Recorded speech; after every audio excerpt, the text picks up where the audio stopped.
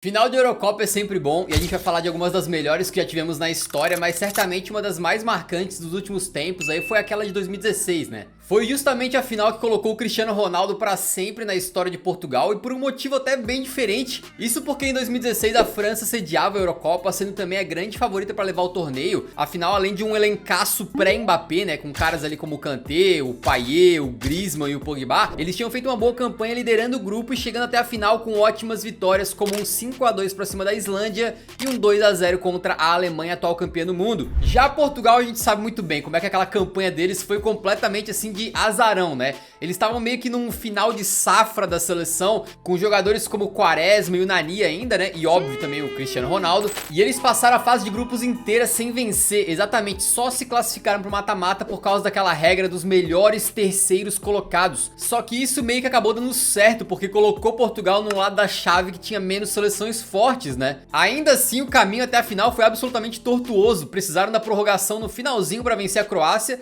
e precisaram dos pênaltis para eliminar a Polônia. Foram vencer só nas semis contra o país de Bales. E aí finalmente chegaram na finalíssima para pegar a anfitriã, e assim, a França era a favorita, né? Talvez ainda mais porque ainda no primeiro tempo o Cristiano Ronaldo toma uma entrada, cai no campo, fica ali tristaço junto com as mariposas e acaba tendo que ser substituído de campo. O grande ídolo e grande jogador da seleção portuguesa de fora. Certamente a França era ainda mais favorita, né? Só que aí o Cristiano Ronaldo foi pra fora do campo e ficou ali dando uma de auxiliar técnico, sacou? Ao lado do Fernando Santos, ele apontava, gesticulava, dava instruções, gritava, quase como se fosse um segundo treinador, o que deixou essa final bem marcante. E outra coisa que marcou muito, obviamente, foi o Rui Patrício fechando o gol, o Griezmann, que foi craque do torneio, perdendo chance clara, a bola beijando a trave já nos acréscimos, mas foi aí que na prorrogação o impossível aconteceu. Lord Eder, um jogador que nunca se destacou tanto no futebol e que naquela seleção mesmo tinha um papel bastante secundário, resolve nos agraciar com aquele chutaço de fora da área, marcando 1-0 para Portugal e garantindo assim o primeiro título de expressão do país, pra êxtase dos Tugas que jamais vão esquecer, né? Foi 1-0 só, mas teve bastante emoção, alguns casos assim raros, né? E não deixa de ser uma final que coroou um time que fez uma Eurocopa bastante ruim. E essa vitória de Portugal foi muito marcante porque ela não só foi a primeira conquista importante dos caras, mas também foi uma espécie de vingança, né? E não uma vingança contra a França em específico, mas como se fosse uma vingança contra a Eurocopa, sacou? Deixa eu te explicar. Mais de 10 anos antes, em 2004, era justamente Portugal que sediava a Euro e com uma geração muito boa, né? Que tinha justamente um Cristianinho surgindo pro mundo, além de caras como o Deco e o Figo que já eram craques do futebol. Portugal passou como líder do seu grupo, tirou a Inglaterra nos pênaltis com aquela famosa defesa sem luva do goleirão Ricardo, eliminou a Holanda de Seedorf e Van Nistelrooy nas semis, para chegar na final como completa favorita sobre a azarã Grécia, né? E justamente a Grécia vinha ali fazendo uma campanha muito surpreendente, com várias vitórias por 1-0, um time que era muito focado ali na sua defesa, né? E certamente não seria papo fácil para Portugal na final, mas eles eram favoritaços.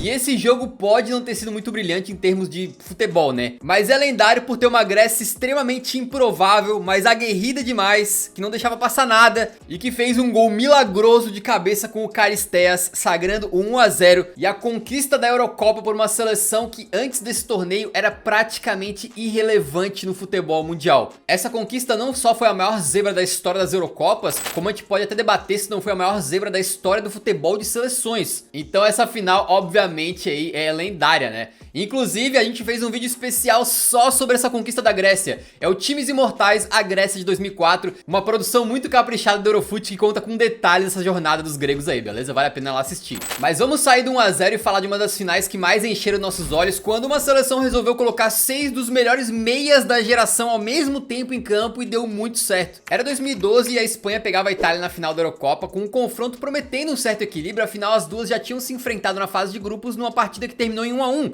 Mas aquela Espanha, né, era outra coisa. Eles tinham vencido a Eurocopa de 2008, a Copa do Mundo de 2010, e é um dos poucos casos que a gente pode encher a boca pra dizer que eles eram de longe, né, a melhor seleção do planeta. Normalmente, essa Espanha jogaria no ataque com o Davi Villa, né, que não foi pra essa Eurocopa porque teve uma fratura na perna ali, ou o Fernando Torres, mas que em 2012 já não passava pela sua melhor fase. Então o Vicente Del Bosque, técnico da Espanha, resolveu inovar e meteu simplesmente 6 meio-campistas na escalação inicial, sem nenhum atacante de verdade. E dá pra dizer que até sem nenhum ponta, né? Busquets, Xabi Alonso, Davi Silva, Fábregas e Iniesta. Que geraçãozinha mais safada desses caras, né? Inacreditável, pô. Do outro lado, a Itália também tinha nomes de peso, tá? Era De Rossi, era Pirlo, era Buffon e um Balotelli que tinha destruído a Alemanha nas semifinais. Mas não deu nem pro cheiro, cara. A verdade é que a Espanha começou trocando passes e rapidamente abriu o placar com o Davi Silva de cabeça. E depois no final do primeiro tempo ampliou com o Jordi Alba. E depois o jogo tava controlado e o Thiago Motta, que tinha entrado na Itália durante o jogo, acaba se machucando e tendo que sair, deixando os italianos com um a menos em campo. A Fúria não teve dó e sacramentou o negócio com o Fernando Torres entrando e guardando dele e depois dando uma assistência pro Mata fazer 4-0. Culminando até na súplica do próprio goleiro Casillas para que o árbitro não desse acréscimo para evitar mais sofrimento dos italianos. No final das contas foi 4-0 fora o baile, na final que teve de longe a maior goleada da história das Euros. E que consagrou de vez essa geração absurda da Espanha, né? Que ficou marcada para sempre e que conquistou o bicampeonato com estilo. Aliás, a gente também tem aqui no canal o Times Imortais, a Espanha do Tic Tac, que conta justamente a história dessa seleção espanhola ali entre 2008 e 2012. E assim, ganhar com estilo pode ser como a Espanha fez, jogando um bom futebol, dando um baile, mas às vezes tem partidas que ficam marcadas por gols antológicos.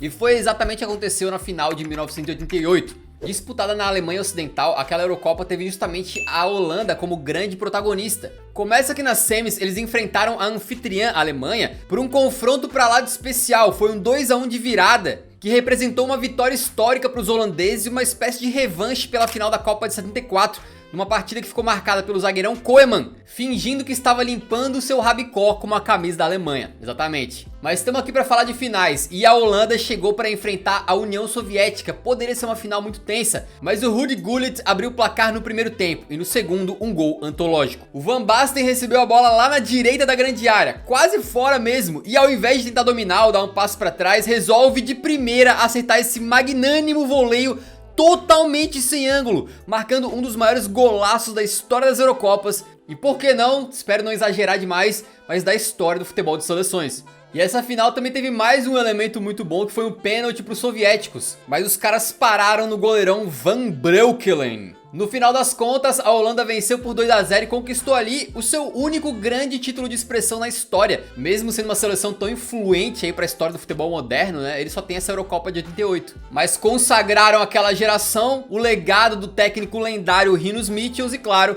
o gol de placa do Van Basten entrou para a história, né? Falando de gol absurdo, né, cara? Às vezes é um lance de gênio que deixa uma final marcada, e foi justamente o que aconteceu em 1976. A Euro disputada na Iugoslávia teve sua final entre Tchecoslováquia e a então Alemanha Ocidental.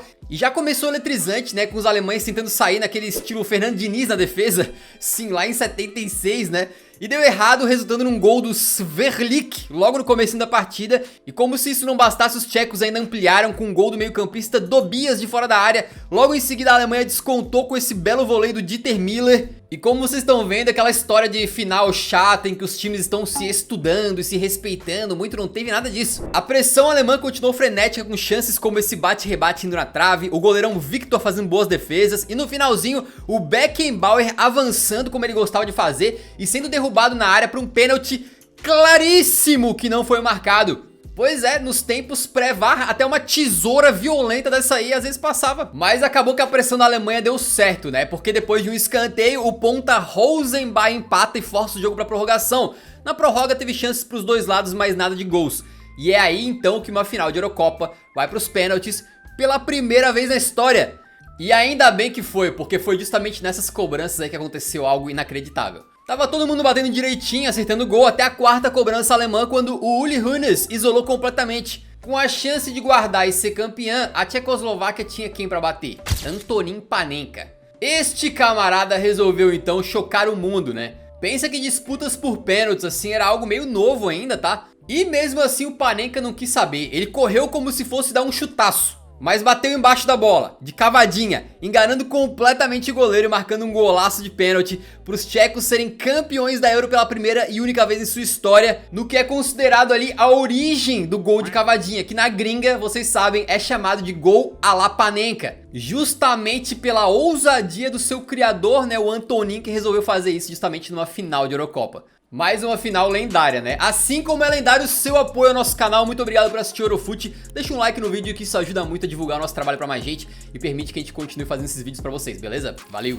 A próxima final de Eurocopa aconteceu um pouquinho antes, beleza? Mas ela também entra aqui por causa de circunstâncias especiais. Itália e Iugoslávia se enfrentavam na final de 68, na Itália, né? E aquela Euro já tinha tido suas bizarrices, como a Itália chegando na final por conta de um cara ou coroa, como a gente já explicou nesse vídeo de casos bizarros das Eurocopas, né? Afinal, então, teve os iugoslavos abrindo o placar com o Dzaic, numa saída nada a ver do goleirão Dinuzov, né? E os italianos pressionando pelo empate até conseguirem com o Domenghini de falta. Fim de jogo, até aí tudo bem, né? Aí foi pra prorrogação, tranquilo, normal, só que empatou e aí vai pros pênaltis? Não, naquela época ainda não. Seria muito curioso se tivesse rolado um cara ou coroa de novo, né? Imagina decidir o campeão numa moeda. Só que ainda antes da regra dos pênaltis, tinha a regra do replay. Exatamente, uma segunda partida foi marcada para definir o campeão. E o mais doido, as duas seleções se enfrentaram menos de 48 horas depois do término do primeiro jogo da final, né?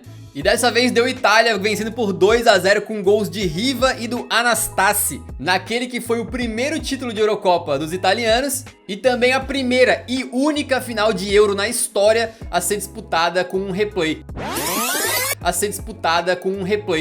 E falando de Eurocopa e regra bizarra, a gente chega na final de 1996 na Inglaterra, em que se enfrentaram ali República Tcheca e Alemanha. Num confronto que também conta um pouco da história, tá? Isso porque, diferente daquela final de 76, a Alemanha já estava unificada depois da queda do Muro de Berlim em 89, enquanto em 93 houve a dissolução da Tchecoslováquia em dois países, República Tcheca e Eslováquia. Então, em termos de nação, de território, esses dois países aí que estavam na final tinham passado por transformações importantes nos anos anteriores, né? Ainda no primeiro tempo da decisão em Londres, o Berger converte um pênalti para os tchecos, no que a Alemanha batalha, mas só consegue empatar no segundo tempo com o Bierhoff de cabeça. E o mais legal é que o Bierhoff tinha vindo do banco, né? Então é sempre um sentimento muito diferente, né? Quando o cara vem do banco e consegue decidir um jogo, ainda mais quando é uma final assim. Só que tinha mais, sem cara ou coroa, esse jogo foi pra prorrogação com outra regra que hoje em dia é meio esquisita, que era a regra do gol de ouro. Exatamente, quem fizesse gol primeiro ganhava e acabava o jogo ali. E lembra do Bierhoff que veio do banco? Pô, tu fazer um gol de empate numa final já é incrível, né? Mas o cara aprontou de novo. Isso porque ele acertou um chute de esquerda que desviou no zagueiro e ainda contou com a mão de alface do goleirão pra entrar e decretar o fim da partida e o título dessa Euro pros alemães. No gol de ouro, com doblete de reserva, a gente começou essa lista com os franceses e terminaremos com eles novamente quando eles enfrentaram aí a Itália na final da Euro de 2000, porque as duas seleções tinham nomes assim graúdos, né?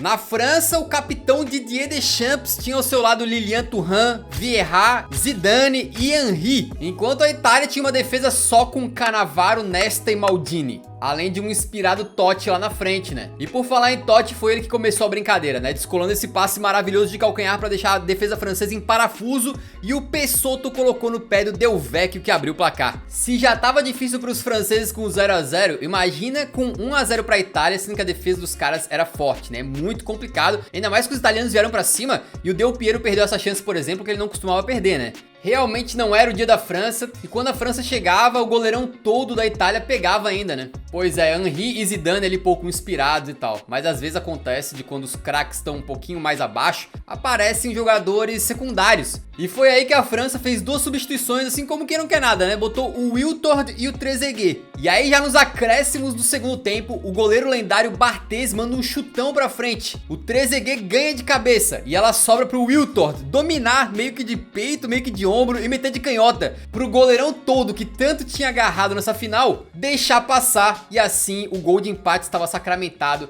e a partida foi pra prorrogação. E era ano 2000, então além do bug do milênio, a gente também tinha o gol de ouro, tá? E justamente assim, na emoção pura, que mais um reserva resolveu decidir. O Robert Pires tinha vindo do banco e saiu driblando todo mundo ali na ponta esquerda. Cruzou pro Trezeguet e o camarada, outro reserva, meteu um golaço de voleio, acabando com o jogo na hora por causa do gol de ouro. E a França levantando ali a Eurocopa pela segunda vez na história, com a taça nas mãos do capitão, e a gente sabe muito bem, extremamente vitorioso, Didier Deschamps. Essas foram 8 das finais mais marcantes de Eurocopa na história. Eu espero que você tenha curtido. Se curtiu, deixa o like antes de sair, ajuda muito o nosso trampo, beleza? Nos vemos no próximo vídeo, então um grande abraço, falou!